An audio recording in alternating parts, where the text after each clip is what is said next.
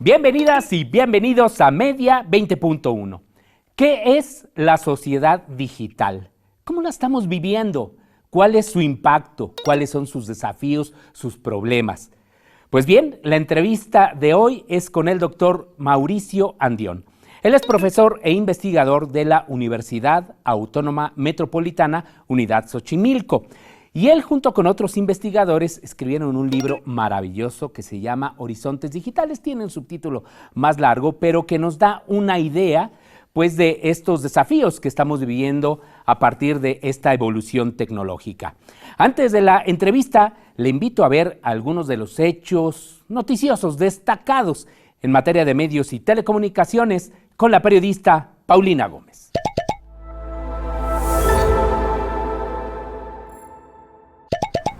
En la conferencia mañanera del presidente Andrés Manuel López Obrador se informó el arranque de un programa de seguridad social a periodistas independientes mediante el cual se podrá acceder a servicios médicos, seguros de invalidez, de vida y de retiro, así como una pensión, entre otros beneficios. Sobre el tema, el periodista Rubén Villalpando, integrante del comité que verificará la idoneidad de quienes se incorporen al programa, dijo lo siguiente. Creo que falta mucho también por avanzar. Esta es la primera parte. Se necesita legislar en este tema. Si queremos que la democracia se profundice, protejamos a la prensa, a los de abajo, a quienes van a las conferencias como todos nosotros, a quienes van con su libreta y su grabadora, los que deben circular en camión grandes distancias porque su sueldo no es suficiente para adquirir un auto. La Suprema Corte reconoció la validez del decreto del presidente Andrés Manuel López Obrador que redujo los denominados tiempos fiscales de radio y televisión. Como se recordará, el Instituto Nacional Electoral impugnó dicho decreto publicado el 23 de abril de 2020 porque a su parecer implicaba una afectación a los tiempos que constitucionalmente le corresponde administrar para el cumplimiento de sus actividades dentro y fuera del periodo electoral. La Corte estimó que la impugnación del INE era infundada porque la reducción de los tiempos fiscales no alteraría los 48 minutos de transmisión con que cuenta el INE durante los procesos electorales. De esta manera, los empresarios de la radiodifusión continuarán pagando en especie 11 minutos diarios y no 18 minutos como antes en el caso de televisión y 21 minutos diarios y ya no 35 en el caso de las estaciones de radio. A 40 años de su creación, El Sol de Morelia publicó el pasado lunes 6 de junio el último ejemplar diario. El periódico de Organización Editorial Mexicana se convertirá en un periódico semanal. El diario de la capital de Michoacán anunció que reforzará su presencia en los medios digitales ante la disminución de la lectura de su versión impresa. Lo ocurrido en El Sol de Morelia es un claro ejemplo de la transición que se vive en los modelos de negocio de los medios tradicionales y los desafíos para mantener y aumentar su base de lectores. El caricaturista del periódico El Universal, Boligán, obtuvo el segundo lugar en el WordPress Cartoon, que reconoce a lo mejor de la caricatura mundial. El cartón que le hizo merecer el premio tiene por título Primero los ricos y, como usted puede apreciarlo en la pantalla, expresa la profunda inequidad en la distribución de vacunas contra la COVID-19 entre países ricos y pobres. Y así como un Titanic que se hunde, fue también la muerte de millones de personas que no tuvieron acceso a tiempo a los biológicos. En Dinamarca, el Congreso impulsa un proyecto de ley que, entre varias medidas, obligará a los servicios de comunicación audiovisual en Internet como Netflix, Amazon o Disney a que paguen un impuesto del 6% de sus ingresos dentro del país para apoyar la producción de televisión local. De acuerdo con Observacom, el acuerdo tiene el objetivo de crear un impulso para el servicio público, la televisión y el cine danés, adaptando la responsabilidad de los medios a la era digital. Esta medida se produce en sintonía con el intento de varios gobiernos de Europa, entre ellos el de Suiza, donde se aprobó una reforma a la ley de cine que obliga a los servicios de streaming a pagar una tasa del 4% en apoyo a la producción local. Gracias a Paulina Gómez y gracias a usted por estar con nosotros. Doctor Mauricio Andión, bienvenido a Media 20.1. No, pues muchísimas gracias por invitarme. Es un gusto estar aquí contigo, ya sabes, aquí para servirte. Bueno, déjeme comentarle algunos datos biográficos de este connotado investigador, profesor e investigador de la Universidad Autónoma Metropolitana, como ya le decía, doctor en Educación y Comunicación por la Universidad de California, allá en Los Ángeles. Es director de un proyecto que se llama Laboratorio de Aula Multimedia, que está adscrito a la Coordinación de Educación Continua y a Distancia, allá en la misma universidad, en la UAM, y es autor de infinidad de obras, pero algunas de ellas son Universidad Nodo, modelo para la formación de comunicadores en la era digital. También ha participado en los libros Horizontes Digitales, que es este que le estamos comentando, Hermenéutica de la Producción Simbólica, Símbolos digitales, representaciones simbólicas de tecnología digital en la comunidad escolar, en fin, entre otros. De entrada, sí. ¿Qué es la sociedad digital? Pero la sociedad digital es la sociedad en la que estamos viviendo actualmente. Estamos, digamos, desde hace unos 4 décadas se han venido generando una serie de revoluciones tecnológicas, tanto en el ámbito de la microelectrónica, como de la informática, como de las telecomunicaciones, desde los años 70, y a partir de ahí se generaron estas revoluciones tecnológicas, dieron lugar a una revolución industrial, que se le conoce también como la tercera revolución industrial, que ha dado lugar a una nueva fase del capitalismo global, ¿no? Entonces nuestra sociedad moderna es una sociedad global e informacional. Estamos entrando en una fase del capitalismo informacional, financiero, digamos, financierista, y esto pues ha sentado las bases estructurales de la sociedad en la que vivimos, ¿no? Es una sociedad dinamizada a partir del uso de las tecnologías de la información y la comunicación, y esa es la sociedad digital, ¿no? Ha impactado en la vida cotidiana de millones de personas en el mundo, aunque también hay un sector importante de la población que no está conectada. Sí, definitivamente. Pues esta tecnología, como te digo, es como una nueva revolución tecnológica, ¿no? Como la revolución industrial que fue en el siglo XIX, estamos ahorita en una nueva revolución industrial. Y en esa medida, pues transforma todos los campos sociales. En todos los campos vamos a ver afectaciones, la educación, la cultura, la economía, la política. Precisamente el libro de Horizontes Digitales habla precisamente de todos estos efectos que producen los campos sociales. Y bueno, definitivamente la expansión del capitalismo informacional en el mundo pues tiene sus desigualdades, evidentemente, y el propio capitalismo genera desigualdades regionales entre las clases sociales, y por supuesto que esto ha derivado en el fenómeno de la brecha digital, que no solamente se da entre dentro de la sociedad mexicana, ¿no?, sino que a nivel global los distintos países también están muchos rezagados en esta incorporación a la nueva sociedad moderna, ¿no?, que pues se le ha llamado de muchas maneras, ¿verdad? Sociedad, modernidad líquida, sociedad de la información, sociedad digital, o sea, se les dice de muchas maneras, pero a lo que se refiere es precisamente a esta nueva etapa del capitalismo que se mueve a través de la información. La información se ha vuelto un insumo como el petróleo, como la electricidad, ¿no? O sea, es lo que mueve realmente a la sociedad contemporánea.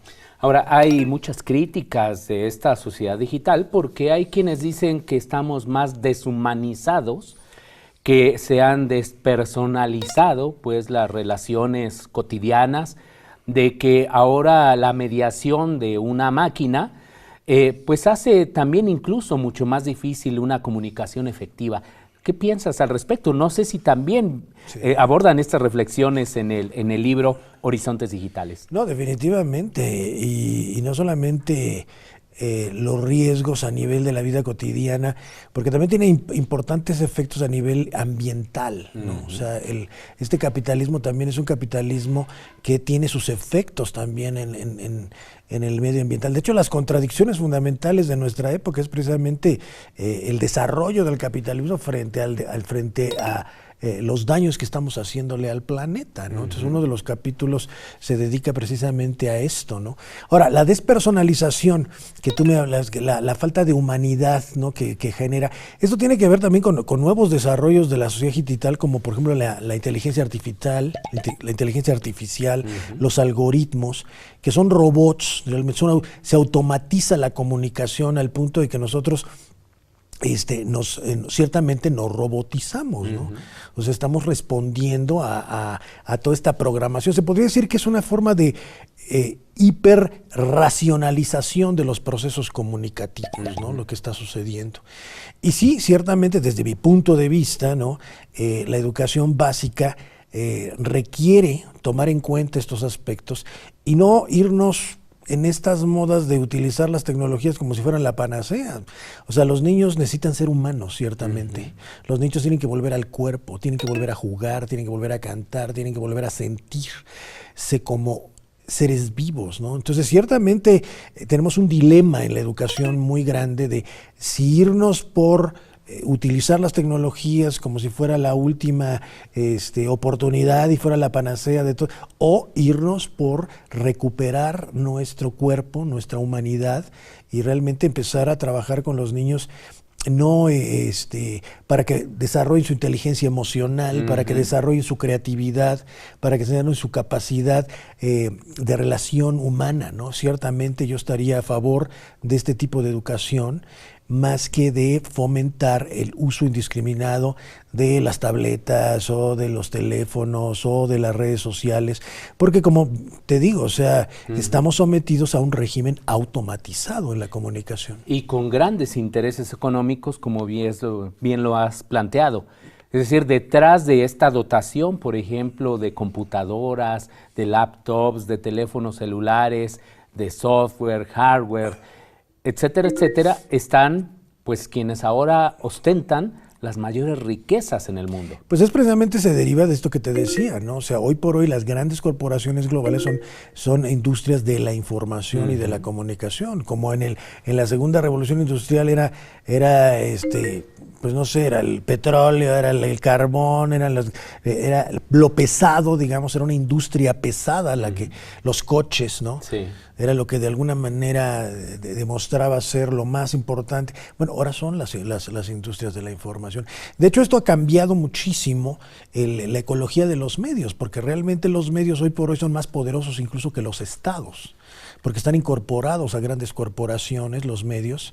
Y obviamente los nuevos medios digitales, ¿o te refieres todavía a los medios tradicionales que siguen siendo muy influyentes? Aquí hemos tenido... Los medios tradicionales que están incorporados a las grandes corporaciones, o sea, son parte de conglomerados, digamos, responden a intereses de conglomerados.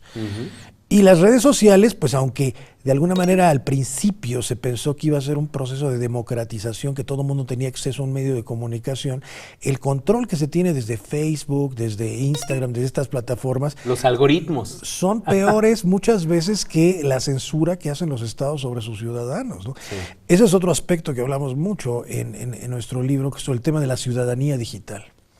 Hay un manifiesto de la ciudadanía digital que publicamos en este libro, precisamente a partir de la necesidad que tenemos de educar a los nuevos ciudadanos, ¿no?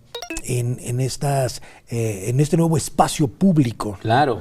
Que es el ciberespacio. No, eso que nos comentas, vamos a dejarlo aquí porque ya tenemos que hacer la pausa, doctor Mauricio Andión, pero no se vaya porque justo aquí queremos preguntarle a este connotado investigador, ¿cómo nos defendemos, si es que es factible eso, ante esta invasión en diferentes ámbitos, pero también lo que se está haciendo en las universidades?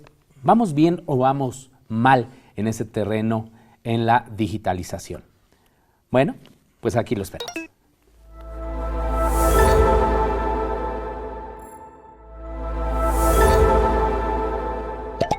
Hola, ¿qué tal? Bueno, primero quiero agradecer la invitación a participar en este importante espacio. Quiero agradecer al maestro Sosa por tomarme en cuenta y saludo con mucho gusto al profesor Mauricio Andión. Los medios públicos se posicionan como garantes de la diversidad y la inclusión bajo la premisa de descentralización y la participación ciudadana, tal como se ha planteado en el nuevo modelo nacional de radio y televisión. Los medios públicos son ahora agentes promotores de las libertades, la inclusión, la diversidad, y tenemos un compromiso con las minorías y no solo con las personas que tienen discapacidad. Asumimos un compromiso con ellas y con su diversidad, y se exige a sí misma transformaciones. Ahora los medios públicos, como parte de su filosofía, es incluir que todos tenemos derecho a participar activamente en la sociedad, porque es bien sabido que la inclusión viene a derribar barreras en torno a grupos estigmatizados. Nosotros en Radio y Televisión de Aguascalientes tenemos muy clara esta misión de los medios públicos y generamos contenidos que garanticen los derechos de inclusión. Constantemente invitamos a colectivos sociales para generar nuestras barras programáticas y, por ejemplo, contamos con 2 programas que abordan la discapacidad. En estos espacios hablamos de sus logros, de sus dificultades que viven al estar inmersos en una sociedad que sigue trabajando por una mejor inclusión. Los hacemos visibles y ellos nos hacen partícipes de su vida. Quiero agradecerles mucho este espacio, me da mucho gusto saludarlos y pues seguimos a la orden trabajando por las causas de la gente. Qué gusto que continúe en Media 20.1. Acabamos de ver uno de estos comentarios, mensajes que le llevamos cada semana sobre los derechos de las audiencias o temas ligados pues a estos derechos. Es muy importante, como lo hemos aquí comentado, contribuir a la alfabetización mediática e informacional, que es un concepto con el que nos quedamos en esta primera parte al final, doctor Mauricio Andión. Ciudadanía digital. ¿En qué consiste esto? Significa en tomar conciencia de cuál es el papel que tiene un sujeto dentro del ciberespacio como un ciudadano parte de esta sociedad digital. Ya. Entonces uno tiene que tomar conciencia de cuál es su papel. Hoy por hoy somos productores y consumidores de información. Prosumidores, como le llaman, que no me gusta mucho ese concepto, pero lo explica muy bien. Sí, porque finalmente, y sobre todo a partir del Internet 2.0, o sea, de las redes, pues hoy por hoy, si quieres realmente participar de esta sociedad, tienes que estar produciendo tus propios contenidos, ¿no? Y consumiéndolos y produciéndolos. Ahora, el problema es que esto se volvió un modelo de negocio de tal forma que nosotros, como comercian con nuestros datos y con el uso que hacemos de las redes, pues terminamos siendo nosotros los productores de contenido de los grandes conglomerados, ¿no? De alguna manera comercian con nosotros, ¿no? Sí. Entonces, por eso nosotros tenemos que tener conciencia de eso. Eso forma parte de la educación y de la alfabetización mediática, ¿no? Saber que estás participando de este negocio, ¿verdad? ¿Y no contamos con suficiente información la ciudadanía sobre estos temas, o sí? Pues yo creo que no. Yo creo que precisamente la labor de la educación es precisamente hacer conciencia respecto a los efectos que tienen estos nuevos medios, ¿no? Que muchas veces ni siquiera teníamos claro lo que iba a suceder, ni el mismo Zuckerberg que sabía lo que estaba inventando cuando creó Facebook, Sí. De lo que significaba precisamente este modelo. Y luego, bueno, finalmente él terminó generando un modelo de negocio bastante, ¿cómo diré? Extractivista, ¿no? Porque trabaja con nuestra información, o sea, nosotros somos los que le generamos su contenido, lo que le generamos precisamente. Además, bueno, otra de las cosas que está generando los nuevos medios es que el modelo de negocio es para captar atención. El chiste es mantener a la gente frente a la pantalla, frente a una aplicación, frente a una plataforma. Entonces, y para eso hay algoritmos, ¿no? Y esos algoritmos nos curan de alguna manera, nos escogen el contenido que supuestamente tiene que ver con nuestros gustos, ¿no? Sí. ¿No? Y entonces, bueno, ¿cómo nos cuidamos de esto? Pues adquiriendo conciencia de que formamos parte de este sistema económico, ¿no? Y entonces ahí es donde viene el tema de las redes, de cómo hacer redes. Pues tú me dices cómo defendernos, ¿no? Frente a esto, pues tenemos a partir de la misma lógica del sistema de la sociedad digital, a partir de las redes. Tenemos que generar redes. Hoy la participación política se da a partir de la construcción de redes. ¿No? Entonces, en la medida que tengamos capaz de construir redes y mantener redes funcionando, podemos tener una mayor capacidad de incidir políticamente, socialmente, en los procesos de la vida real, de la vida concreta, ¿verdad? Hace algunos días leía una nota que a mí al menos me impactó, que les preguntaban a muchachos, muchachas, niñas, niños y adolescentes de que qué carrera querrían estudiar, ¿no? ¿Qué quieres ser cuando seas grande? Sí. Y las respuestas eran influencer, por ejemplo, youtuber, ¿no? Un personaje destacado de la música con una enorme repercusión en las redes sociodigitales.